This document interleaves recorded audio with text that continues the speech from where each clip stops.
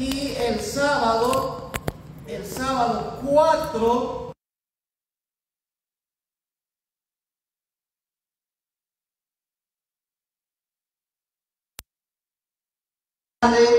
Dios les bendice. Hola, hola. Así que esta noche de profecía también ha tenido y ha rendido sus frutos.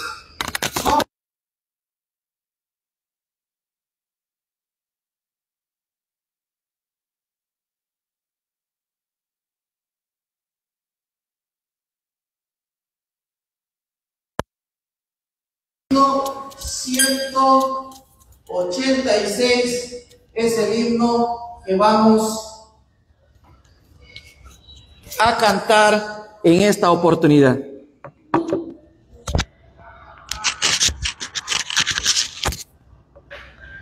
...186 en nuestros himnarios.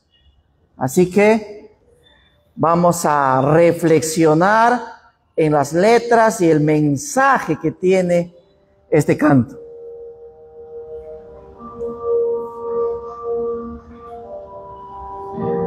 Hace años escuché: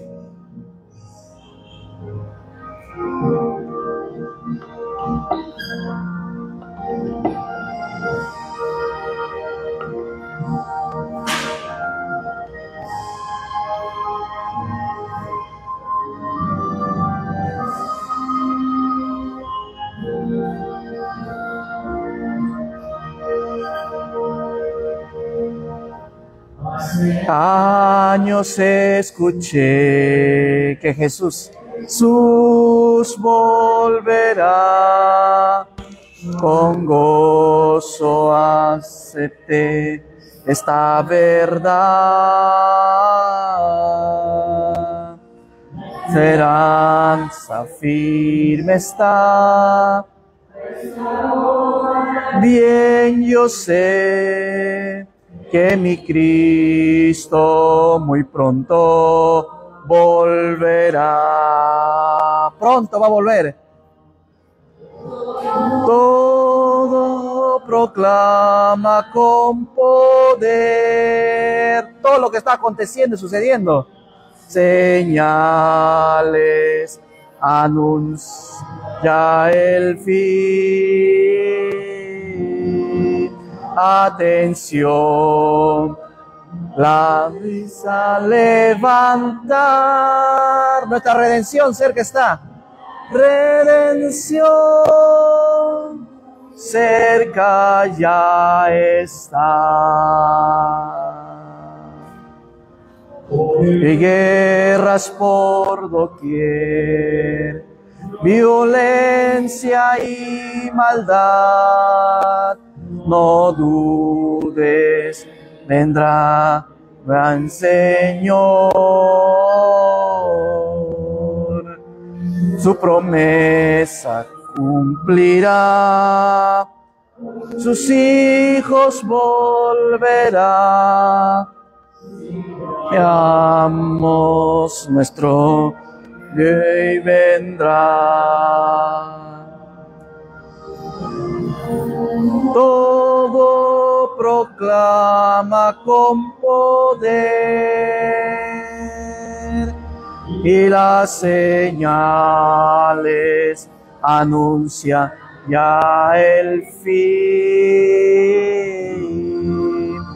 Atención, vista levantar, la redención muy cerca ya está. Vamos a orar. Bendito Padre Celestial, te damos gracias, Señor, porque nos das este momento, este tiempo en el cual vamos a estudiar tu palabra. Porque en el versículo 3 del capítulo 1, el libro de Apocalipsis nos dice: bienaventurados los que leen y los que oyen las palabras de esta profecía, porque el tiempo está cerca. Y en este momento, Señor, vamos a leer tu palabra, vamos a oír tu palabra. Y queremos pedirte que tu Santo Espíritu nos ayude a entender y a comprender, pero no solamente para tener conocimiento, sino para que nuestra vida sea transformada y cambiada por el poder de tu Santo Espíritu. Y para que nosotros podamos también influir en la vida de las personas que nos rodean, en la vida de las personas con las cuales nos relacionamos, para que ellos puedan ver en nosotros esa transformación que el poder de tu Santo Espíritu a través de tu palabra ha logrado en la vida de cada uno de nosotros.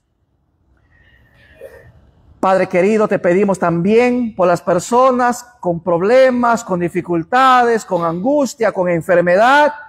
Te pedimos, Señor, que tu Santo Espíritu trabaje poderosamente en la vida de cada uno de ellos. Gracias por tu amor y tu cuidado. Gracias por este tiempo de estudio. Te lo pedimos y te lo agradecemos en el nombre de tu Hijo amado Jesús. Amén. Muy bien, nos acomodamos. Y una vez más a nuestros amigos que recién han llegado, ¿no es cierto? Les extendemos también una cordial bienvenida. Saludamos, bienvenido, buenas noches. Nos damos la mano entre nosotros, ¿sí? Al que está a tu lado, al que está a tu costado, al que está atrás tuyo, dale la mano. Bienvenido, Dios te ama. Feliz semana. A nuestros amigos que nos ven también por el Facebook, querido amigo y hermano, una feliz semana. Dios te bendiga. Solamente para recalcar, habíamos dicho al inicio que el próximo domingo 21 no tenemos noche de profecía porque vamos a estar en la semana de Revive, ¿no es cierto? La semana de mayordomía. Y entonces, nuestra próxima reunión es el domingo 28. Donde estaremos terminando el estudio del libro de Apocalipsis y estaremos estudiando los capítulos 21 y 22. Y el sábado 4 de mayo habrá bautismo. Amén. Va a haber bautismo. Entonces, con estos anuncios, vamos entonces al tema de esta noche. El tema es las dos cenas. Ya vamos a estudiar de manera unísona el capítulo 19 y el capítulo 20 del libro de Apocalipsis. Las dos cenas. Ya vamos a ponerla donde está la estructura.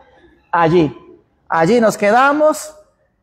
No vamos a mover de allí. Vamos a pedir a nuestro amigo Jim, que está en controles, que venga también a la parte de adelante para que en cierto momento pueda él girar la cámara y también nuestros amigos y hermanos que están esta noche puedan quedar allí, ¿no? Registrados en la grabación que va a quedar pues en el Facebook, luego va a pasar a YouTube también y van a quedar allí, ¿no? Bien, vamos entonces a iniciar el estudio de esta noche. Apocalipsis 19 y el capítulo 20. Las dos cenas. Miren, estamos ya por eso en la parte final, ¿no es cierto? Habíamos dicho todo este tiempo que el Apocalipsis está dividido en 7 partes, ¿no es cierto? Algunos la llaman 7 visiones, otros dicen 7 secciones, pero sí son 7 partes, 7 visiones, 7 secciones, 7 partes. Esa es la estructura, ¿no es cierto? Tenemos allí las 7 iglesias, los 7 sellos, las 7 trompetas, luego tenemos las 7 copas, los juicios finales, y por último tenemos la iglesia triunfante, ¿verdad? Y en el centro de todo el Apocalipsis, allí con letras rojas están los capítulos 12, 13 y 14, que son los capítulos centrales que nos hablan del gran conflicto, lo que está ocurriendo justamente ahora y lo que va a ocurrir en estos días antes de que se cierre el tiempo de gracia. Y cuando el tiempo de gracia se cierre, ¿cómo lo vamos a saber nosotros? A ver, ¿cómo vamos a saber nosotros que el tiempo de gracia ya se cerró? Que ya terminó, que ya no hay tiempo para arrepentirse. ¿Cómo? No me defrauden, ¿eh? Han estado atentos. ¿Cómo vamos a saber nosotros que el tiempo de gracia ya terminó?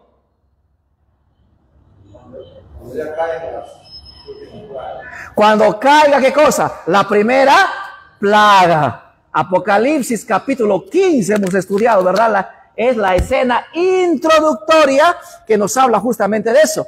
Y luego tenemos el capítulo 16 que nos habla de las plagas. Pero el capítulo 16 no termina con las plagas. Miren, vamos al capítulo 17. Capítulo 17, versículo 1. Algunos creen de que el tema de las plagas solamente es el capítulo 15 y el capítulo 16 y que allí terminan las plagas. Pero miren, ¿qué dice el capítulo 17, versículo 1? Vino uno de los 7 ángeles que tenía, ¿qué cosa? Las 7 copas, y habló conmigo diciendo, ¿quién? Hay 7, el capítulo 15 y capítulo 16 muestra que son 7 ángeles y cada uno tenía, ¿qué cosa? Una copa. Ahora, el capítulo 17 dice, vino uno de los 7 ángeles que tenía. ¿Se puede saber cuál de los 7 ángeles está en el capítulo 17? ¿Se puede saber o no? El de la primera plaga, el de la segunda plaga, será el de la cuarta plaga, será el de la quinta, de la sexta o de la séptima plaga. Sí se puede saber. Vamos a seguir leyendo. Dice, vino uno de los 7 ángeles que tenían las 7 copas y habló conmigo diciendo, ven acá y te mostraré la sentencia contra la gran ramera, la que está sentada sobre muchas aguas. Con ella han fornicado. ¿Cuál de las 7 plagas nos habla de la sentencia de la gran ramera? ¿Cuál de las plagas? La sexta plaga. Entonces, ¿cuál de los ángeles viene en el capítulo 17? El ángel que tiene, ¿qué cosa? La sexta plaga. Porque la sexta plaga, miren, vamos al capítulo 16. Vamos al capítulo 16. El sexto ángel derramó su copa sobre el gran río Éufrates. Ya hemos analizado ese capítulo, ¿verdad? Ese versículo, que el río Éufrates está haciendo alusión de manera simbólica y alegórica, ¿qué cosa? A Babilonia. ¿No es cierto? Ya hemos hablado, si alguien no ha estado o alguien no se acuerda, está los videos, ¿no es cierto?, en la página de la iglesia del distrito, donde ustedes pueden ir y escuchar. Entonces, ¿se dan cuenta? ¿Cuál de los ángeles que tiene las plagas aparece en el capítulo 17? El de la sexta plaga. Entonces, el capítulo 17 nos habla de la sentencia de la gran ramera. ¿Quién es esa gran ramera? Dice, se sienta sobre muchas aguas. Luego en el versículo 5 dice que está sentada sobre una bestia, ¿no es cierto? Y el versículo 5 dice, y en su frente tenía un nombre escrito, un misterio, Babilonia, la grande, la madre de las rameras y de las abominaciones de la tierra. Hemos identificado, ¿verdad? Hemos identificado a ese poder, hemos visto que una mujer ramera, al igual que en Apocalipsis 12, que aparece una mujer vestida de sol, con la luna debajo de sus pies y una corona de 2 estrellas, ¿a quién representa la mujer de Apocalipsis 12? Representa al pueblo de Dios. Y entonces, la mujer ramera de Apocalipsis 17, ¿a quién está representando? A una iglesia, pero que no es el pueblo de Dios. ¿Estamos hasta ahí? Muy bien. Luego hemos estudiado el capítulo 18. Y en el capítulo 18 se sigue hablando de Babilonia. Pero Babilonia ya no es una ramera como era presentada en el capítulo 17, sino que en el capítulo 18 Babilonia ahora aparece como una gran ciudad. Y como una gran ciudad, ¿cuál es su final? Ser quemada con fuego, ¿verdad? Al igual que la ramera del capítulo 17, su final dice es ser devorada, despedazada y lanzada al fuego. Eso hemos estudiado que tiene relación con Jezabel. Jezabel, ¿no es cierto?, pasó por lo mismo. Jezabel fue lanzada, ¿no es cierto?, y luego fue atropellada y luego devorada por los perros. Es el mismo final que aparece para la ramera en el capítulo 17, versículos 16 y 17. Entonces, Babilonia aparece en Apocalipsis como dos figuras, como una ramera y como una gran ciudad. Las dos figuras que hablan de la misma Babilonia. Muy bien. Entonces vamos a ingresar al capítulo 19. Y el capítulo 19 nos va a hablar todavía de la condenación de esta Babilonia. Ya que en el 17 era una ramera y que en el 18, ¿qué cosa? Era una gran ciudad. Vamos al capítulo 19. Versículo 1 dice: después de esto oí otra gran voz, como de una gran multitud en el cielo, que decía, ¿qué cosa?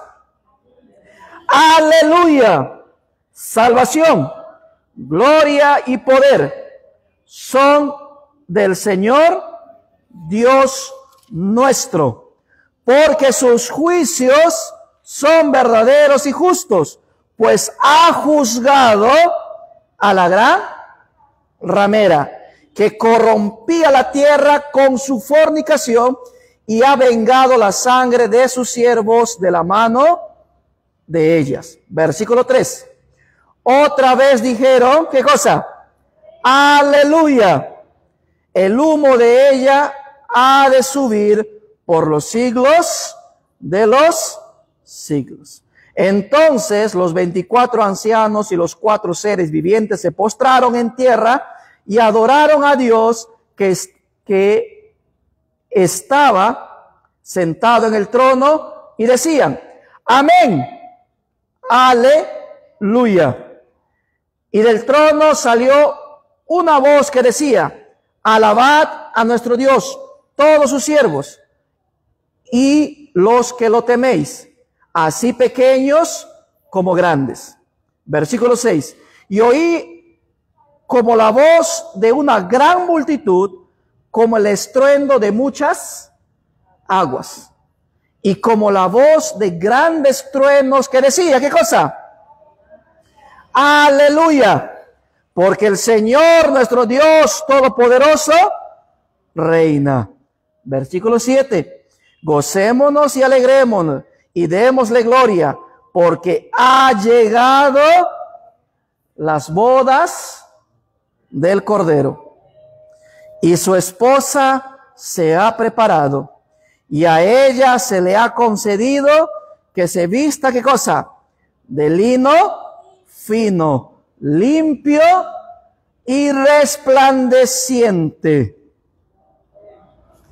Allí tenemos la primera parte del capítulo 19. ¿Cómo comienza el capítulo 19? El capítulo 19 está aislado de las 7 plagas. ¿Dónde termina las 7 plagas? En el capítulo 20. Entonces, cuando yo estudio el capítulo 19 y el capítulo 20, tengo que estudiarlo en su contexto. ¿Y cuál es su contexto? Las 7 plagas. Pero su contexto más específico es, ¿qué cosa? La 6ª plaga y la 7ª plaga. Entonces, ¿cuándo va a ocurrir los eventos del capítulo 19 y el capítulo 20? Cuando se dé, ¿qué cosa? la sexta plaga y la séptima plaga. Se va a realizar. Tengo que estudiarle en ese contexto porque eso es importante para que cuando estudiemos el milenio en el capítulo 20, no estemos pensando de que el milenio es algo que ya se dio o que el milenio es algo que se va a dar de muy después todavía, sino que tiene en su contexto cuando se da el milenio. Muy bien. Entonces, hay una palabra allí que tenemos que resaltar. ¿Cuántas veces aparece la palabra aleluya? A ver, rápido. ¿Cuántas veces aparece la palabra aleluya? Por ahí dicen 3, por ahí dicen 4. ¿Están contando bien? ¿Cuántas veces aparece? A ver, saquen su Biblia. ¿Cuántas veces aparece la palabra aleluya en el capítulo 19? A ver, vamos a ir dando. En el versículo 1 dice, aleluya, salvación, honra y gloria y poder. Tenemos 1. En el versículo 3 tenemos la segunda. Dice, otra vez dijeron, aleluya. Versículo 4. Ahí dice, aleluya también, ¿no es cierto? ¿Cuántas tenemos hasta ahí? ¿Y dónde más aparece? En el 6. 4 veces. Aleluya. ¿Qué significa aleluya? Es una expresión de gozo y júbilo. Y esta expresión de gozo y júbilo aparece únicamente en el Apocalipsis en este capítulo 19. No aparece esa expresión, esa palabra en otros capítulos del Apocalipsis. Solamente en el capítulo 19 y aparece 4 veces en los primeros 6 versículos. Es una expresión, ¿qué cosa? De gozo, de alegría, de regocijo. La palabra correcta es aleluya. Halel, de adoración, de agradecimiento. Y la otra palabra es el nombre de Dios. Por eso es una expresión de gozo, de algarabía, de regocijo a Dios. ¿Por qué? Porque miren, capítulo 19, versículo 1 dice, después de esto oí. No está mirando Juan. Juan está escuchando. Y Juan dice, después de esto oí una gran voz, como el de una gran multitud en el cielo, que decía. Esa gran multitud, ¿dónde aparece en el Apocalipsis? En el capítulo 7 y en el capítulo 14 de Apocalipsis. ¿Recuerdan cuando se ha hablado de los 144,000? Se habla de la gran multitud y se habla de los 144,000, ¿verdad? Juan escucha el número. ¿Cuántos son? 144,000. Pero cuando Juan voltea para ver a los 144,000, ¿qué cosa ve Juan? Una gran multitud. Y entonces, en el capítulo 19, Juan escucha a la gran multitud cantando con gozo, con alegría, con regocijo. ¿Por qué? Porque esta gran multitud que él escucha está atravesando la sexta plaga y la séptima plaga, que es la batalla del Armagedón, el último conflicto entre el bien y el mal, que no va a ser un conflicto bélico, no va a ser un conflicto político, va a ser un conflicto espiritual entre el bien y el mal. Ese conflicto, esa guerra que Satanás inició en el cielo, por el cual fue expulsado, por el cual volvió otra vez al cielo cuando Jesús asciende después de su resurrección y fue expulsado definitivamente. Estamos todavía en ese conflicto Estamos todavía en esa guerra, porque aunque Cristo venció en la cruz, Satanás todavía sigue con vida. El pecado todavía existe. Y podemos todavía ser engañados. Podemos todavía caer y ceder al pecado. Entonces, el capítulo 19, que está en el contexto de la sexta plaga y la séptima plaga, en ese momento de mayor angustia y desesperación para el pueblo de Dios, Juan dice: oí el canto de la gran multitud. ¿Por qué escucha el canto de la gran multitud y no de los 144,000? Porque los 144,000 tienen que pasar la gran tribulación. Por eso que eso de rapto secreto, eso de que los salvos vamos a estar en el cielo tranquilos y los pecadores van a sufrir acá la gran tribulación, las 7 plagas, eso no es bíblico. Porque nosotros, como la última generación, que somos los 144,000, vamos a pasar por esta gran tribulación. Estaremos aquí en la tierra, pasaremos las plagas. Y aunque Dios va a proteger a su pueblo, y aunque la Biblia dice que su pan, nuestras aguas estarán seguras, Dios nos va a alimentar, nos va a cuidar, aunque Dios cuide a su pueblo, vamos a sufrir angustia, desesperación, vamos a saber lo que es tener hambre, lo que es esperar.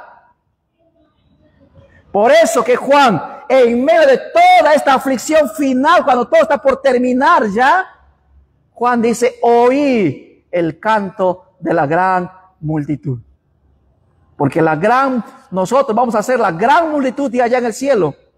Los 144,000 estamos en la tierra como un ejército formado, ¿verdad? ¿Por qué? Porque estamos en guerra. Estamos en un conflicto entre el bien y el mal. ¿Y este conflicto es para qué? ¿Para qué es este conflicto? Para ver a quién rendimos adoración. ¿Al verdadero Dios? ¿Al que creó los cielos y la tierra? ¿O al falso Dios? ¿O a los falsos dioses que podemos tener nosotros? Entonces, teniendo esto en mente, los primeros versículos, allí se presenta 4 veces esta expresión de júbilo, gozo y regocijo. Aleluya, aleluya. ¿Ya? Reconociendo que Dios es el único que puede darle sentido a tu vida, el único que puede darle regocijo, alegría, gozo en medio de tanto dolor y desesperación. Vamos entonces al versículo 7. Vamos al versículo 7 para entrar a la primera cena. Miren, el capítulo 19 nos habla de 2 cenas. A las 2 cenas tú estás invitado. Pero hay una diferencia. ¿A cuál de las 2 cenas quiere decir? ¿A la primera cena o a la segunda cena que viene a partir del versículo 11? ¿A cuál cena? Hay 2 cenas y todos están invitados. ¿A cuál quieres asistir? ¿A la primera o a la segunda? En la primera cena eres el invitado para comer. Escúchame bien. En la primera cena tú eres invitado para comer. Pero en la segunda cena eres invitado para que tú seas la cena. En la primera cena vamos a comer. En la segunda cena nos van a comer. ¿A cuál de estas 2 cenas quieres asistir? A ver, levante la mano los que quieren ir a la primera cena. A ver, Jim, enfócalas ahí. Yo quiero ir. A ver, levante. Queden ahí para que quede registrado ahí. A ver. ¿Quieres ir a la primera cena donde vas a comer? Recuerda, Jesús dijo en los evangelios: no volveré, ¿qué cosa? A comer este pan y a tomar este vino hasta que lo vuelva a comer y a tomar con ustedes en el reino de los cielos. Y Ellen White habla de esa cena, ¿verdad? Una mesa que mide kilómetros. Y en esa mesa ella describe las frutas, cantidad de frutas, ¿verdad?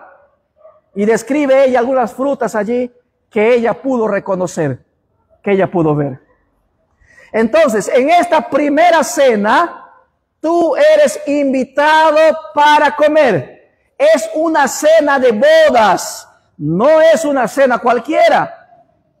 ¿Qué dice el versículo 7? Gocémonos, alegrémonos y démosle gloria. ¿Por qué? Porque ha llegado las bodas del Cordero. Y las bodas, miren, el capítulo 19 está anunciando, ha llegado, alégrate, gózate, regocíjate, porque ha llegado las bodas del Cordero. Pero en el capítulo 19 no se da la boda. En el 19 no se da la boda. ¿Cuándo se va a dar la boda? En el capítulo 21 y 22 de Apocalipsis. El capítulo 19 está anunciando que llegó el momento de la boda. ¿Y qué dice? Ha llegado las bodas del Cordero. Y su esposa, ¿qué cosa? Se ha preparado. Y a ella se le ha concedido que se vista de lino fino, limpio y resplandeciente.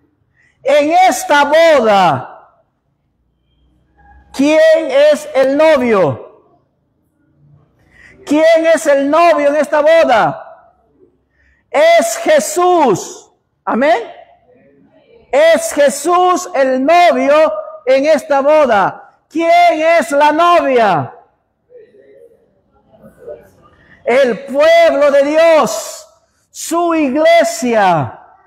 Y cuando hablamos de iglesia, estamos hablando de nosotros. Porque la iglesia no es una estructura, no es un templo, no son paredes y sillas. La iglesia somos nosotros, que conformamos el pueblo de Dios. Amén. Entonces, si nosotros somos la iglesia, somos la novia, y Cristo es el novio, esta invitación para la cena de la boda del Cordero, miren, la iglesia tiene dos símbolos. La iglesia es la novia, pero la iglesia también son los invitados. Dos símbolos. La iglesia es la novia, pero la iglesia también es invitada. ¿Y dónde encontramos nosotros esta parábola de Jesús de la invitación a una boda? En el libro de Mateo. ¿Qué capítulo? A ver, busquen. ¿Recuerdan eso o no? Dice el primer versículo de ese capítulo: el reino de los cielos es semejante a un rey que hizo fiesta de bodas para su hijo. Y mandó a sus sirvientes a invitar, ¿verdad?, a la fiesta de bodas. Pero los invitados, ¿qué dijeron? ¿Qué dijeron los invitados? No tengo tiempo. Tengo que estudiar para mi examen. Tengo que trabajar. Tengo que terminar de construir mi casa. Tantos pretextos, ¿verdad? No quisieron venir. Y entonces regresaron los emisarios y dijeron al rey: los invitados no quieren. Y el texto bíblico dice que no solamente los invitados no querían, sino que los invitados desanimaban a otros invitados. Miren, una cosa es que tú no quieras aceptar a Cristo, y otra cosa es que tú vayas y digas a tu hijo o a tu esposa o a tu sobrino: no te entregues a Cristo. Disfruta tu juventud todavía. Disfruta tu vida. Consigue tus estudios. Vete a estudiar todavía sábado. Ve, trabaja todavía el sábado. Consigue tus sueños todavía. Después te entregas a Cristo. Miren, estos invitados no solamente no querían ir, sino que desanimaban a otros invitados. ¿Y qué hizo el rey? ¿Qué hizo el rey? Dijo qué cosa a sus sirvientes, ¿qué dijo? Vayan por los caminos. A la gente desconocida, a gente que no conozco, a los que encuentren por el camino, invítenlos. ¿Vinieron o no? Sí vinieron. Vinieron a la fiesta de bodas. Pero el rey había dado ¿qué cosa? Ropas para que los invitados se pusieran. Y dice el texto bíblico, cuando el rey entra a la fiesta de bodas, se da cuenta ¿qué cosa? Que uno de los invitados no tenía ¿qué cosa? Puesta la ropa que el rey había dado. ¿Y qué hizo el rey? ¿Qué dijo el rey? Tráiganlo, amárrenlo, átenlo y bótenlo afuera, que se vaya desnudo. ¿Y cómo termina la parábola? ¿Cómo termina la parábola? ¿Qué dice? Muchos son los invitados, pocos los escogidos. Entonces, querido amigo y hermano, hay una diferencia tremenda entre ser invitado y ser escogido para esta boda. Muchos son los llamados, pocos los escogidos. Acá somos bastantes, muchos son los llamados, estamos aquí, pero ¿cuántos los que estamos aquí seremos escogidos? Y no es que tú vas a ser escogido porque el rey, en la parábola, por ejemplo, el rey, ¿por qué lo votó? ¿Por qué lo echó desnudo? Porque ese invitado no quiso ponerse la ropa, ¿qué cosa? Que el rey había dado. ¿Y qué representa la ropa? Cuando nos vamos al Génesis, cuando Adán y Eva pecaron en el jardín del Edén, y Dios se presenta en el jardín, ¿verdad? Y llama, Adán, Eva, ¿dónde están? Porque dice que ellos salían corriendo, no iban al encuentro de Dios. Pero ese día Dios viene, Adán, Eva, ¿dónde están? Y Adán responde, aquí, ¿dónde? Escuchamos tu voz y tuvimos miedo. Y Dios, ¿qué le dice? ¿Cómo es que tú tienes miedo? ¿Cómo sabes del miedo? ¿Quién te enseñó a tener miedo? ¿Qué dice Adán? Comimos del fruto de ese árbol que no deberíamos haber comido. Y comienza todo el proceso, ¿no? Donde que Adán comienzan a echar la culpa a la serpiente, comienzan a echar la culpa a la mujer, ¿no es cierto? ¿Para qué pues has creado a Eva? ¿Para qué has creado a la serpiente? Y al final la culpa iba a ¿quién? Iba a Dios. Y entonces fueron expulsados del jardín del Edén, en Génesis capítulo 3, fueron expulsados del Edén, ¿verdad? Fue puesto allí un ángel que cuidaba la entrada para que no tomaran del árbol de la vida. Pero el ser humano, ¿qué se hizo? Para solucionar el problema de su pecado, porque dice que antes de haber pecado, ¿usaban ropa como nosotros? No. ¿Pero usaban ropa o no? Sí, usaban ropa. ¿Qué ropa? La que Dios les había dado. Pero cuando el ser humano pecó, se dio cuenta, ¿qué cosa? Que estaban desnudos. ¿Y qué hicieron Adán y Eva para solucionar su desnudez? ¿Qué hicieron?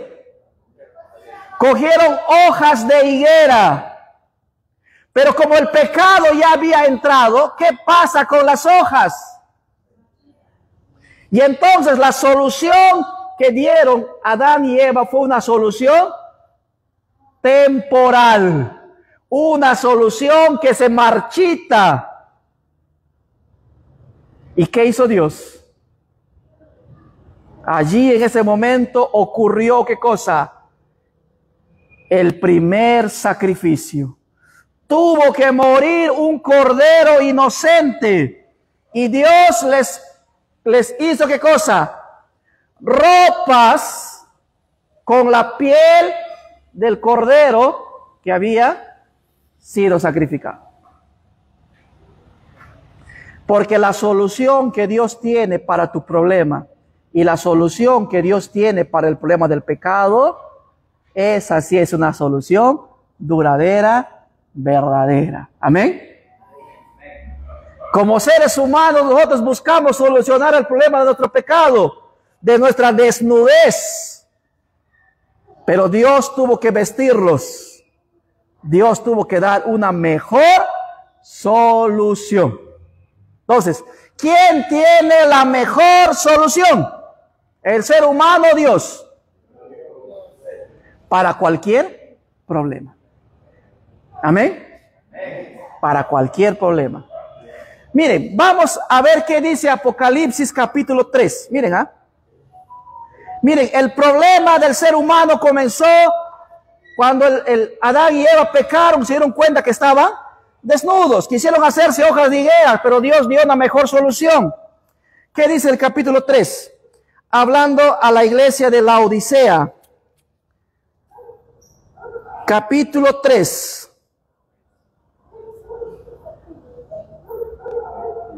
Versículo 17 en adelante dice: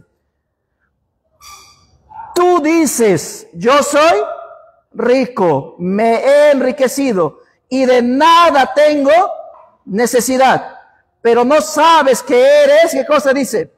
Desventurado, miserable, pobre, ciego y estás desnudo.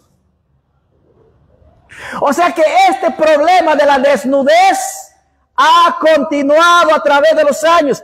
Y no estamos hablando solamente de una desnudez física, sino de una desnudez y una necesidad y carencia espiritual. Por eso que en Apocalipsis, hablando a la iglesia de la Laodicea, a nosotros, dice, no te das cuenta que tú eres pobre, desventurado, ciego, miserable y desnudo.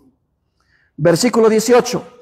Por tanto, yo te aconsejo que compres de mí, ¿qué cosa? Oro refinado en el fuego para que seas rico. Está hablando de tu carácter, ¿no es cierto? Las pruebas que nos refinan y nos pulen como el oro.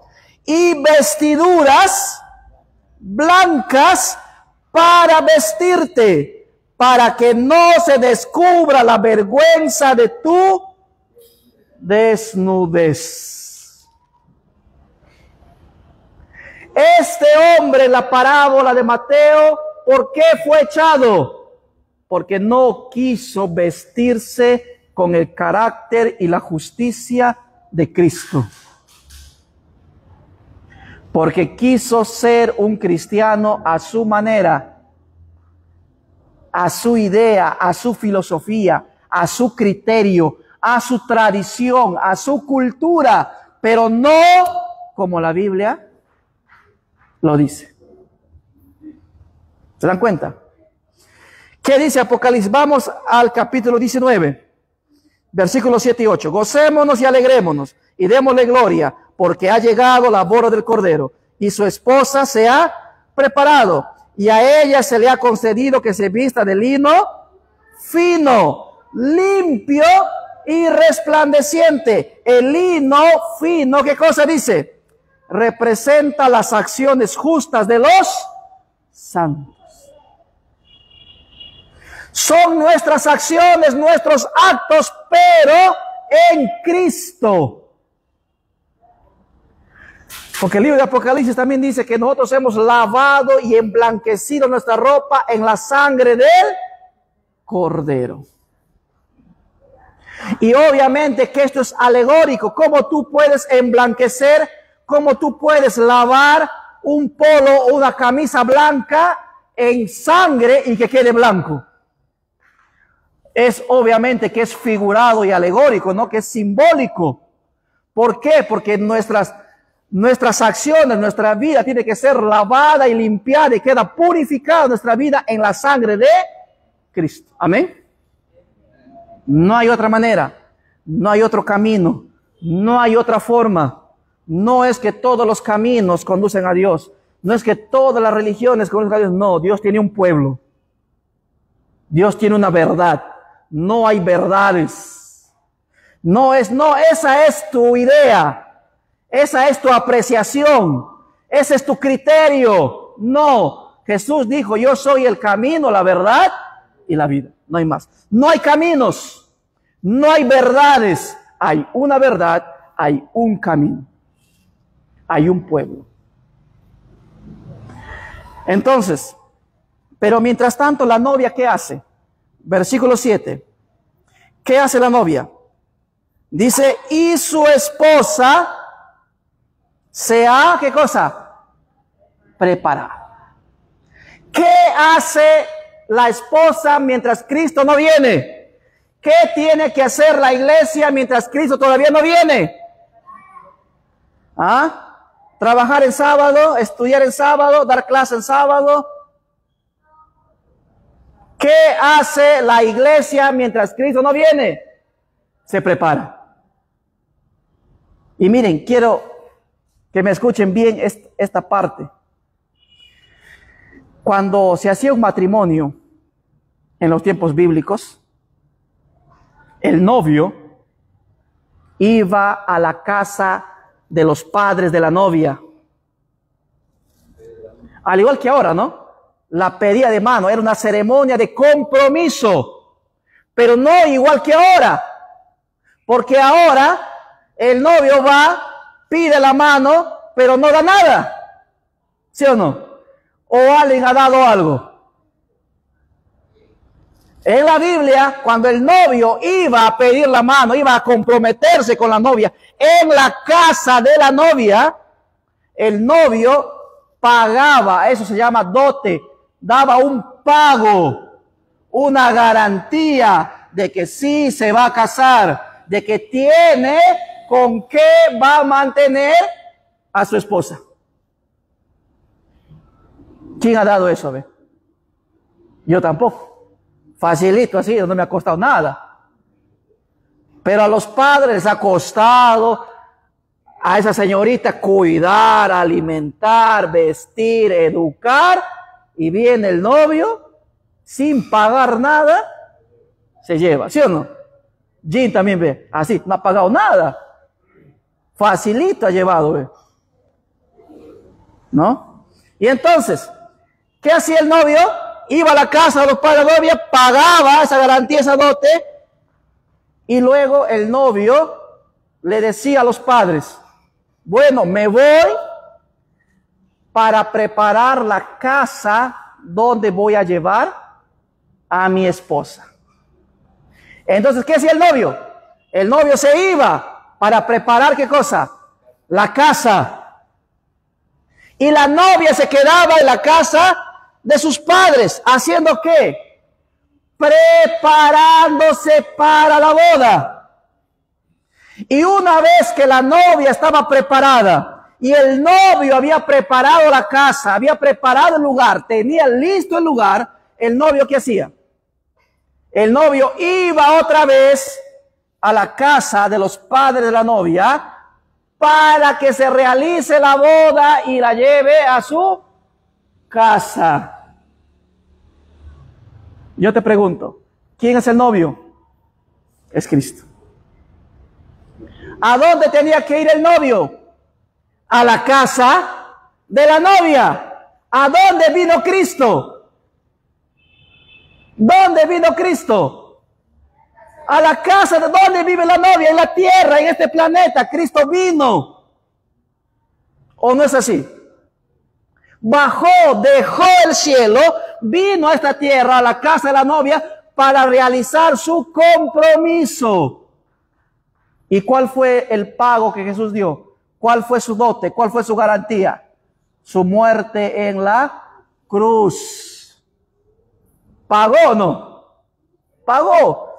Nuestra salvación está allí. Depende de ti. Depende de mí. Aceptar o rechazar esa salvación. Entonces, pero allí quedaba todo. ¿Qué hacían los novios?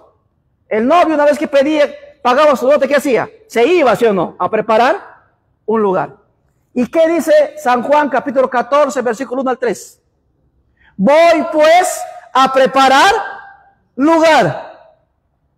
Y cuando esté listo ese lugar, vendré otra vez. Pero ¿qué hace la novia mientras el novio se iba a preparar la casa?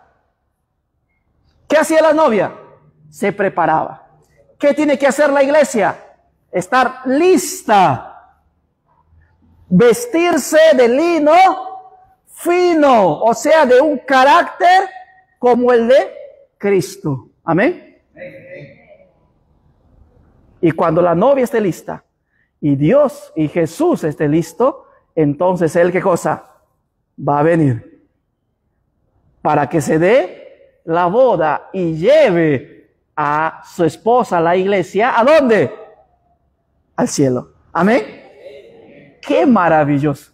Y allá en el cielo se va a dar esa cena, donde que siendo la esposa, la iglesia ahora es también la invitada para comer, para celebrar. Pero hay otra cena. Hay otra cena. ¿Nos ponemos de pie? Entonces, comprendido hasta aquí la primera cena, vamos a cantar. Da la mano a tu hermano, da la mano.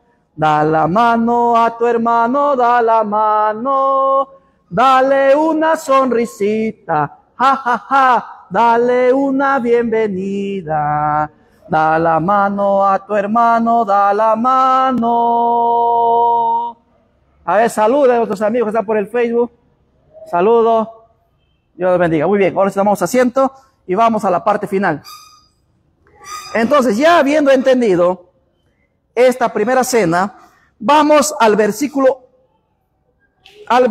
11. Versículo 11 del capítulo 19.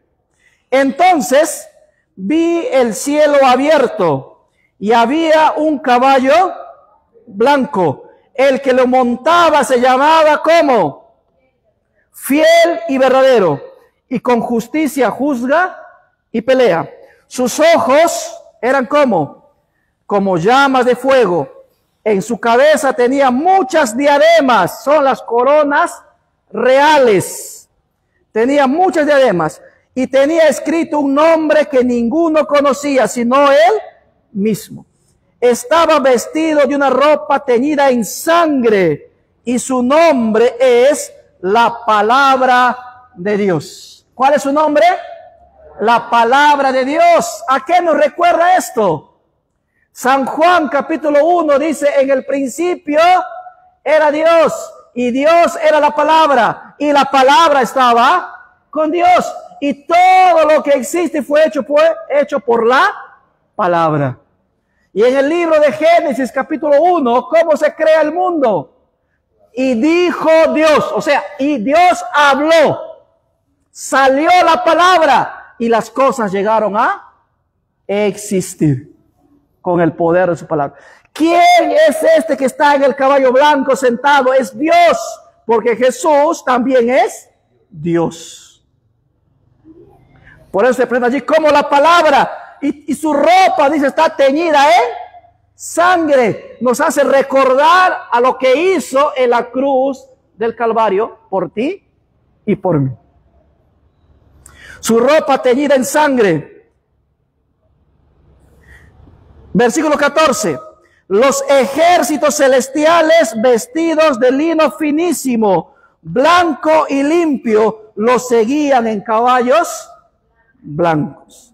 De su boca sale una espada aguda para herir con ella a las naciones, y él la regirá con vara de hierro, y él pisa el lagar del vino, del furor, de la ira del Dios Todopoderoso. Está hablando del lagar, cuando hemos hablado de Apocalipsis 14, ¿no?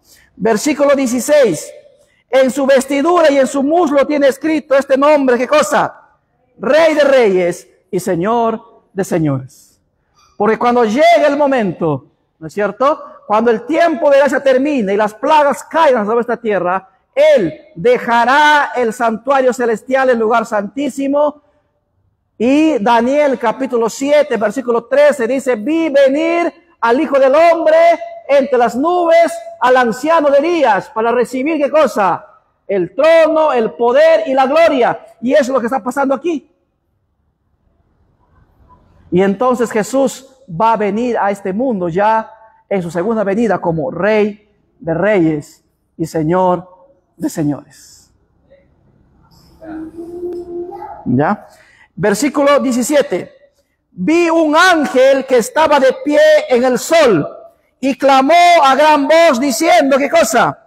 A todas las aves que vuelan en medio del cielo, venid y congregaos a la gran cena de Dios. Acá está la segunda cena. A la gran cena de Dios. Porque Cristo ya vino, ¿verdad? En su caballo blanco con su ejército. Se dio la segunda venida. Y todos los que quedaron en la tierra están muertos. Entonces dice, ¿qué cosa? Vi un ángel que estaba de pie en el sol y clamó a gran voz diciendo, a todas las aves que vuelan en medio del cielo, venid y congregaos a la cena de Dios, para que comáis, ¿qué cosa?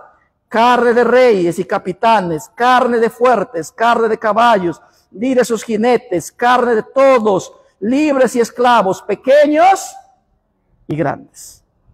Vi a la bestia y a los reyes de la tierra y sus ejércitos reunidos para guerrear contra el que montaba el caballo y contra su ejército. La bestia fue apresada y con ella el falso profeta, que había hecho delante de ella las señales con las cuales había engañado a los que recibieron la marca de la bestia y habían adorado a su imagen.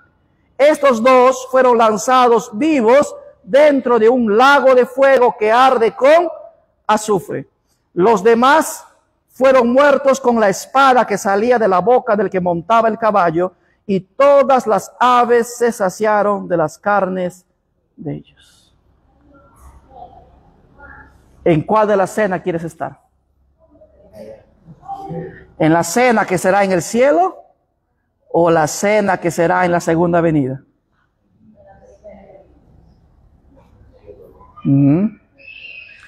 Queridos amigos y hermanos, el capítulo 19 termina hablándonos de la bestia y el falso profeta. ¿Quiénes son la bestia y el falso profeta?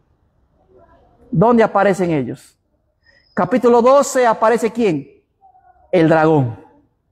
Capítulo 13 aparece la bestia y aparece ¿qué cosa? El falso profeta, que es la segunda bestia que sale de la tierra. Y en el capítulo 14 aparece Babilonia. De esa manera, ¿no? El dragón, la bestia, el falso profeta y Babilonia. Pero son destruidos de manera inversa, porque en el capítulo 17 y 18 es destruida Babilonia. En el capítulo 19 es destruida la bestia y el falso profeta. Y en el capítulo 20 es destruido el dragón. ¿Se dan cuenta? En el capítulo 12 aparece el dragón. En el capítulo 13 aparece la bestia y el falso profeta. En el 14 aparece Babilonia, ¿no? Va apareciendo. Pero son destruidos a la inversa. Capítulo 17 y 18, la destrucción de Babilonia. Capítulo 19, la bestia y el falso profeta. Y en el capítulo 20 es destruido el dragón, Satanás. Después del milenio. No nos ha dado tiempo para estudiar el capítulo 20, en algún momento será. Así que les pido a cada uno de ustedes, presentes acá y también a los amigos, también por las redes sociales, que puedan estudiar el capítulo 20. Porque en el capítulo 20 nos habla de la destrucción ya de Satanás. ¿Se dan cuenta? En el 17, 18, 19, no, Satanás no es destruido. Está puesto aparte, está guardado aparte, porque va a ser destruido recién en la tercera venida, después del milenio, ¿no? Y eso nos habla el capítulo 20, que los primeros versículos dice que la tierra queda, ¿qué cosa? ¿Cómo? La tierra queda desolada. Y usa una palabra allí, abismo, que Satanás es apresado en el abismo. Esta palabra abismo viene del griego abusos, abismo, que también en la versión griega del Antiguo Testamento, cuando aparece Génesis 1, dice que la tierra estaba desordenada y vacía. Habla la palabra abusos también, o sea, el abismo. La tierra antes de ser creada por Dios era como un abismo, desordenado y vacío y sin vida. Y al final, después de que ocurra la segunda venida y de que queden los muertos y se dé esa gran cena, ¿no es cierto?, con los animales comiéndose los cuerpos de todos los que no se arrepintieron y no entregaron su vida a Cristo o vivieron a su manera, que no ser cristianos a su manera, serán devorados, destrozados. Entonces Satanás no va a tener a quién tentar.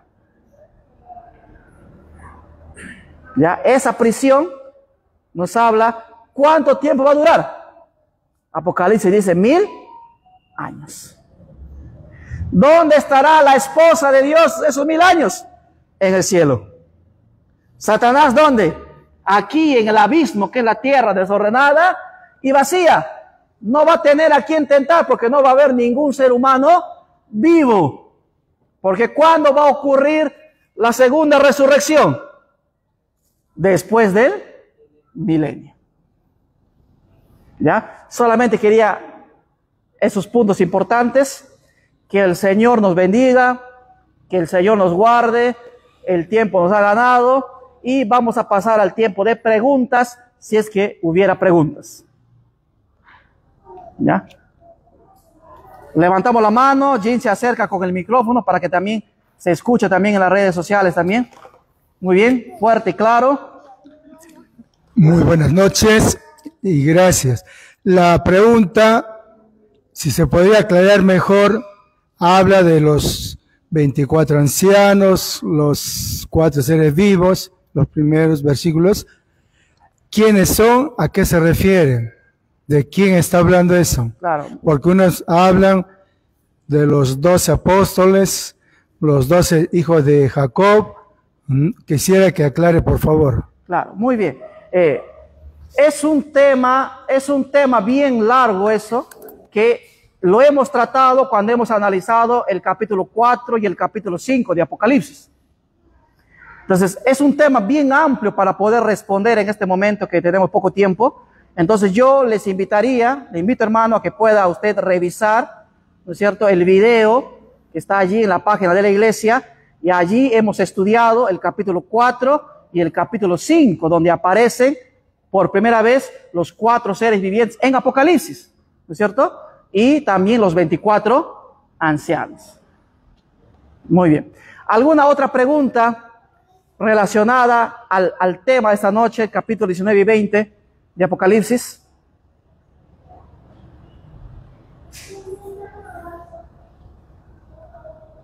Cuando no hay preguntas, ¿se ha entendido todo o no se ha entendido nada?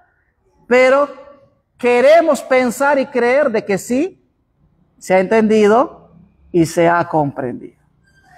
Una última chance, alguna última pregunta entonces del capítulo 19 y 20. A ver, Jim. Manito Yaher, para tener en claro el punto de las 2 cenas.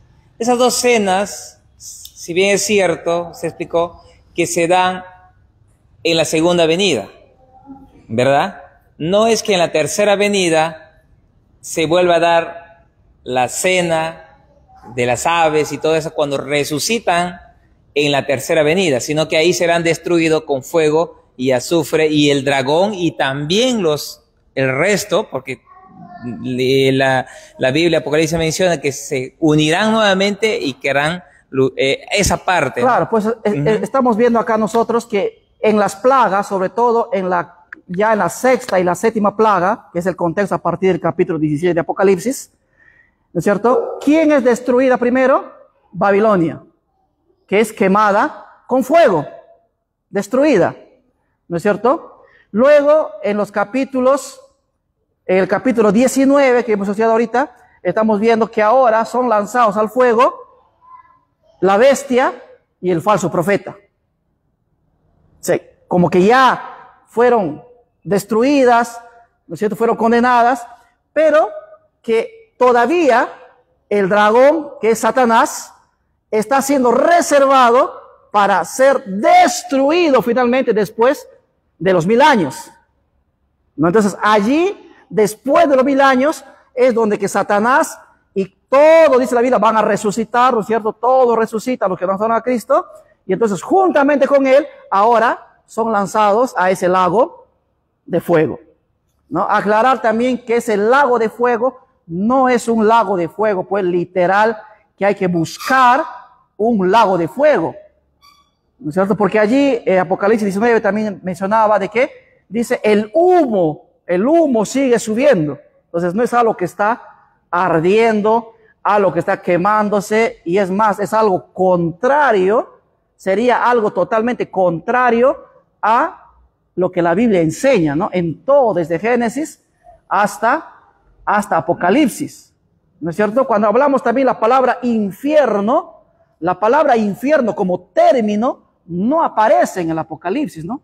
Aparece el lago de fuego, pero cuando hacemos un estudio de contexto en el Nuevo Testamento, cuando se hablaba de infierno, se estaba hablando a las afueras de Jerusalén, donde había un botadero, ¿no es cierto? Como un basurero, donde que allí se botaba, hasta se botaban algunos cuerpos, algunos leprosos que morían, se los botaba allí, ¿no es cierto? Y como una fosa común, y eso paraba ardiendo, y por eso que Mateo dice, no, habla de su gusano, que no muere, habla del humo, que va a estar por siempre, no dice fuego, dice humo, ¿no es cierto? Y eso hay que contrastarlo también con Malaquías, los profetas menores que hablan del día de Jehová, ¿no es cierto? Como fuego que va a quemar y va a consumir, ¿no? Y cuando habla también de fuego eterno, esta palabra eterno viene del griego aionios, y eterno significa eterno no en duración, sino eterno en consecuencia. Cuando vemos, por ejemplo, pasajes en el Antiguo Testamento que nos hablan de Sodoma y Gomorra, esos pasajes dicen de que está quemándose, o sea, se quemará por la eternidad. Pero hoy en día vemos nosotros que Sodoma y Gomorra no es que sigue ardiendo, sino es que ya no existe y no volverá a existir. Entonces, este fuego de Dios que va a dar al final es un fuego eterno en consecuencia. Quiere decir que el pecado nunca más se va a levantar. Recordemos también que Jesús dijo, donde abundó el pecado, sobreabunda la gracia de Dios. O sea, era necesario, ¿qué cosa? Que el pecado se manifestara. ¿No es cierto? ¿Y dónde se manifestó totalmente las intenciones de Satanás? ¿Qué es el pecado? ¿Dónde se manifestó? En la cruz. Donde no quedó lugar a duda a ningún ser celestial, ¿no es cierto?, de que las pretensiones de Satanás no eran nada buenas, sino que era, ¿qué cosa? Asesinas, mentirosas, engañadoras. Por eso es el diablo, ¿no? El mentiroso, el adversario, el engañador. Entonces, hermanos, hay que tener presente todo el concepto que la Biblia presenta cuando a veces algo no entendemos y comprendemos. Muy bien. ¿Alguna última pregunta? A ver, hermano. Hermano, no sé si me siento confundido, pero quería hacerle precisamente esa pregunta en el sentido de que la gloria está en el cielo y el infierno está acá en la tierra. No, esa, hermano, es una idea no bíblica. No bíblica. No bíblica. Pero si hacemos una comparación, lo que usted acaba de decir ahorita, las guerras, las calamidades, todos estos tiempos, estamos viviéndolos acá en este mundo. Acá en la tierra estamos viviéndole, con todas esas mentiras, con todos esos engaños, con todas esas estafas, con todos esos crímenes. Quiere decir que estamos viviendo pues, acá en la misma tierra. Yo pienso así, el infierno. No, mi querido hermano, con mucho respeto, puede ser una idea que parezca como que cuadra, ¿no? es una idea existencial, filosófica, de que el infierno es la tierra, ¿no? Y el cielo, y también dice, no, el cielo también está acá. Tú puedes disfrutar tanto ya sea del infierno o del cielo acá en vida, no. El infierno, que es este lago de fuego que habla Apocalipsis, se va a dar específicamente después del milenio. Y es algo que va a ocurrir, como dice pues Malaquías, ¿no? Como la paja que es quemada. No va a demorar. Es un fuego rápido que va a purificar y limpiar y exterminar el pecado. Por eso no se puede dar una interpretación existencial y decir de que el infierno estamos viviéndolo acá, que el lago de fuego está aquí ahorita, que esto está pasando. No. Es cierto, vivimos en un mundo de pecado. El pecado todavía existe, pero muy pronto, cuando vamos a estudiar el capítulo 21 y 22, vamos a ver que el último enemigo, ¿y quién te ve con eso? Miren, vamos a ver por eso. 1 Corintios capítulo 15, con ese texto cerramos. Hay una pregunta más todavía, entonces no cerramos todavía. Mire, 1 Corintios capítulo 15, versículo 24 en adelante, creo, si no me equivoco.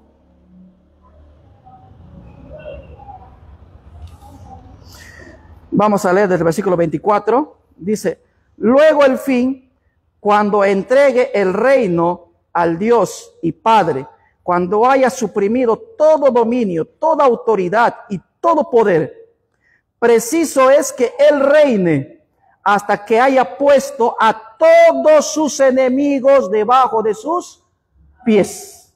Ya, no es todavía. Algunos dicen, no, Cristo ya reina ya. No reina todavía. Él venció en la cruz, sí, pero comenzó el reino de la gracia. Pero el reino de la gloria todavía no se da. ¿Ya? Por eso que Él cuando viene va a venir recién como Rey de Reyes y Señor de Señores. ¿Ya? Todavía no. Porque si Él ya estaría reinando ya por completo, fuera el reino de la gloria, ya no habría pecado, pues. Ya el pecado hubiera sido exterminado. ¿Qué más dice? ¿Qué más dice Pablo? Preciso es que Él reine hasta que haya puesto a todos sus enemigos debajo de sus pies. Versículo 26. Y el postrer enemigo, miren, el último enemigo que será destruido, ¿quién es? Es la muerte, porque todas las cosas las sujetó debajo de sus pies. Y cuando dice que todas las cosas han sido sujetadas a Él, claramente se exceptúa aquel que sujetó a Él todas las cosas. Pues luego que todas las cosas les estén sujetas, entonces también el Hijo mismo se sujetará al que le sujetó a Él todas las cosas, para que Dios sea en todo, en todos. O sea que al final, en ese lago de fuego, que va a ser la tierra, al final, no es ahora, está hablando de un evento específico. Al final del milenio, ¿no es cierto? El último enemigo, dice, en ser vencido va a ser la muerte. Ya, entonces ya allí, por eso que Apocalipsis dice, ya ve un cielo nuevo y una tierra nueva. ¿No es cierto? Muy bien. Diga, hermano.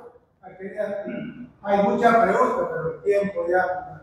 La pregunta es, los 144.000, ¿es simbólico, literal, y en qué se basa para que exista? Ahora, ¿se aplica a esta generación que estamos o será al fin del tiempo de gracia o cuando empiece ya la persecución?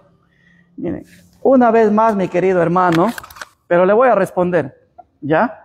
Ese tema también ha sido estudiado en el capítulo 7 y el capítulo 14. Ya allí, ¿no es cierto?, pueden ver el video. Hemos estudiado, analizado extensamente, bíblicamente, cuáles son las posturas para decir que uno dice que es literal, otro dice que es simbólico. Y aquí hemos llegado a la conclusión, ¿verdad?, que la posición que más se asemeja al texto bíblico es que los 144.000 cosas es un número simbólico.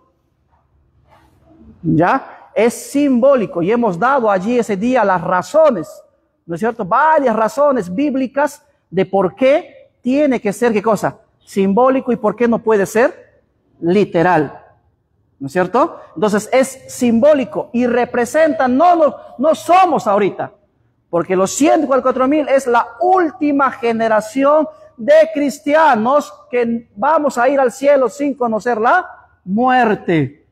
Es la última generación los que vamos a pasar, ¿qué cosa?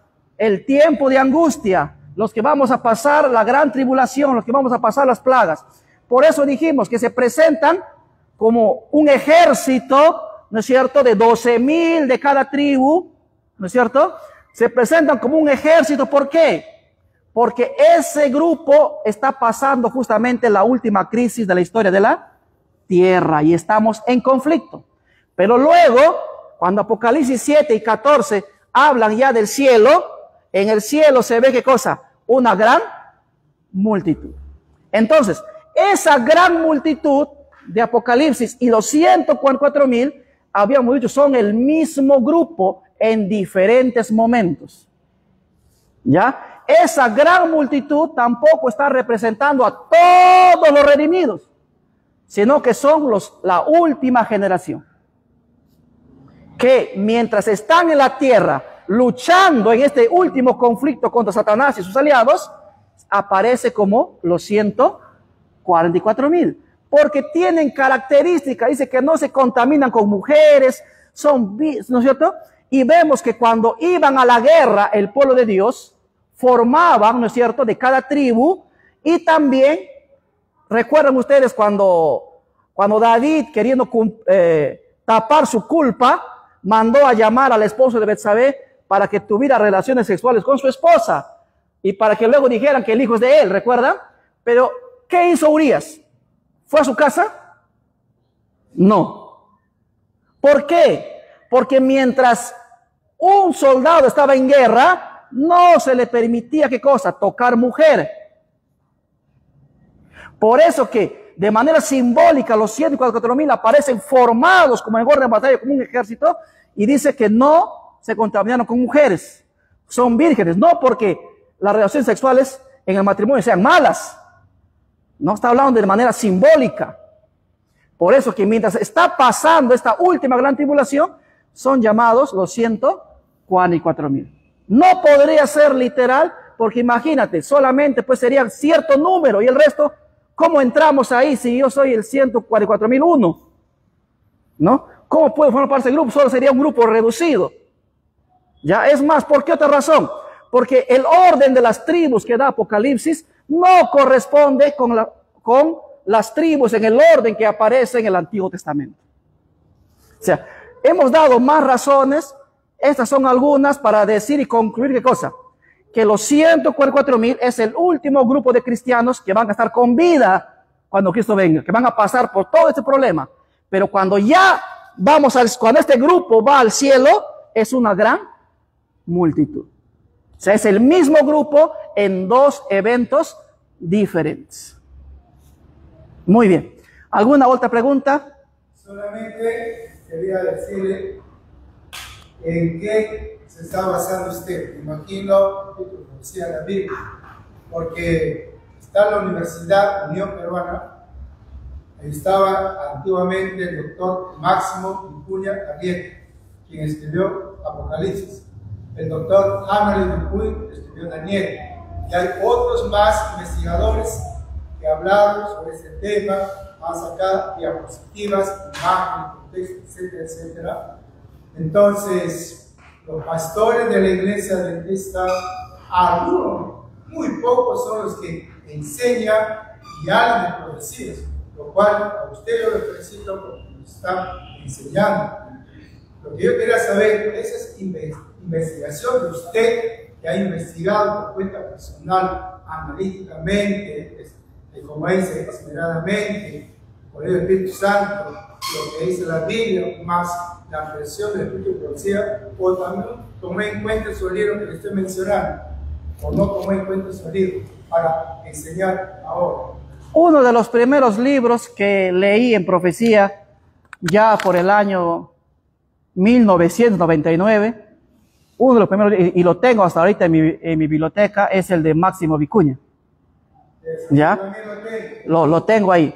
Pero miren, la comprensión de la profecía bíblica, y sobre todo del libro de Apocalipsis, dentro de la Iglesia Adventista ha ido creciendo, porque la comprensión de la verdad es de manera progresiva.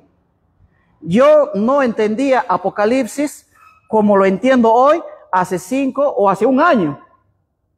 Mientras vamos estudiando, nosotros necesitamos herramientas. ¿Cuáles son esas herramientas que necesitamos para estudiar profecía? Comentarios. Y cuando hablamos de comentarios, hablamos de libros, ¿no es cierto? Escritos por teólogos, pastores, ¿no es cierto?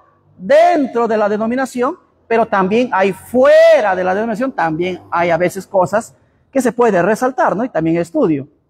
Ahora, también están los libros del Espíritu de Profecía, que justamente no tiene por qué contradecirse con la Biblia.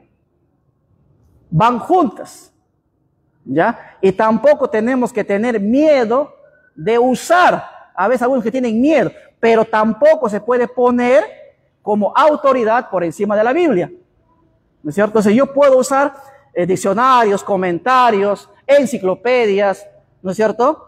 Puedo usar hasta incluso el idioma, en ciertos casos hemos visto, ¿no? Hemos usado allí las palabras en su propio idioma original, cómo se presentan, todo eso, ¿ya? Pero sobre todo, muy aparte de todo eso, el libro, el cual nosotros tenemos que estudiar y de donde tiene que salir toda doctrina, toda comprensión y toda enseñanza, ¿cuál es? La Biblia. Porque nosotros como seres humanos, por más títulos, grados académicos que tengamos, podemos errar y equivocarnos. Pero la palabra de Dios, no.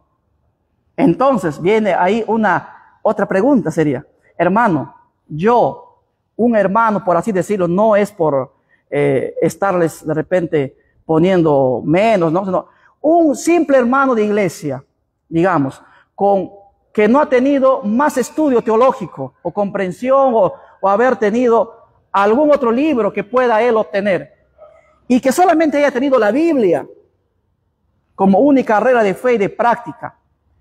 Y la otra herramienta importante es la oración. Eso es lo que nos distingue de estudiar cualquier otro libro.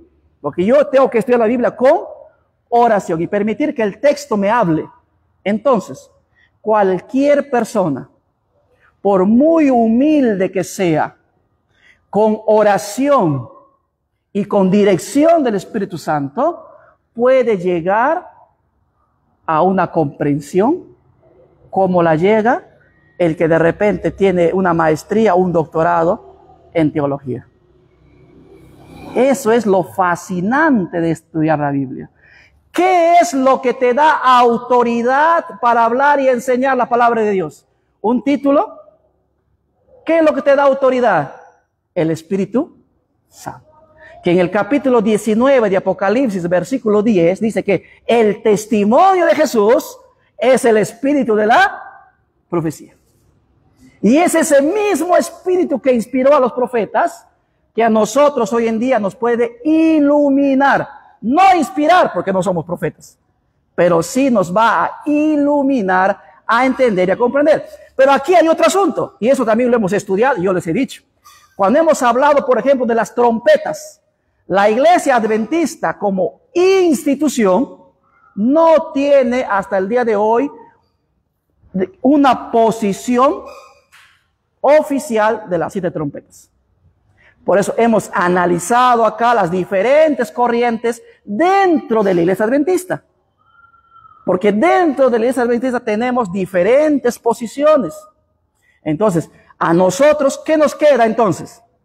Estudiar con oración, con guía del Espíritu Santo, para que podamos llegar a una correcta interpretación del texto bíblico.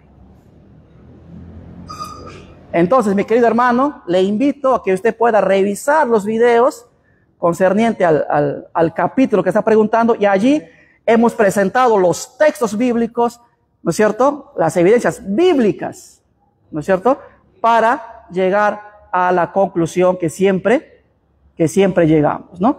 Y que si lo revisamos con el espíritu de profecía, no se contradice.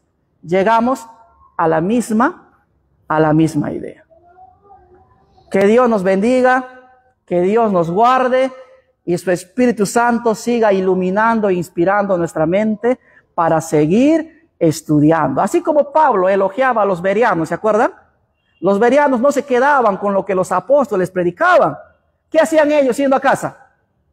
Agarraban su Biblia y ¿qué dice? Verificaban si era cierto lo que se había enseñado. Y por eso Pablo los elogió. Yo les felicito porque ustedes tienen, ¿no es cierto?, esas ganas de aprender, y Dios, que inspiró a los profetas, les va a iluminar para que ustedes lleguen a la comprensión y al entendimiento correcto. No sigamos a una persona, no sigamos a un pastor. Vayamos a lo que la Biblia dice, porque la Biblia es infalible. Nos ponemos de pie y vamos a cantar. Solamente en Cristo. Solamente en Cristo, solamente en Él, la salvación se encuentra en Él. No hay otro nombre dado a los hombres, solamente en Cristo, solamente en Él. Vamos a orar. Querido Padre Celestial, agradecidos estamos, Señor, por darnos este tiempo, aunque a veces, Señor, nos queda corto. Hay muchas cosas más por analizar, por ver, pero eso, Señor, ya ha quedado el interés en cada uno de tus hijos que han escuchado tu palabra esta noche. Ayúdanos, Padre, a acercarnos a tu palabra con corazón sincero y contrito y humillado, y que a través de la dirección de tu Santo Espíritu nosotros podamos extraer y sacar de la palabra de Dios tus enseñanzas. Bendícenos, acompáñanos. Tu palabra también dice, si a alguien le falta sabiduría o cree que le falta sabiduría, tenemos que pedírtela a ti y tú nos darás entendimiento y comprensión y sabiduría. Bendice, Padre querido, tu iglesia, guíanos, acompáñanos, llénanos con el poder de tu Santo Espíritu, transforma y cambia nuestra vida. Te lo pedimos en el nombre de tu Hijo amado Jesús. Amén. Amén.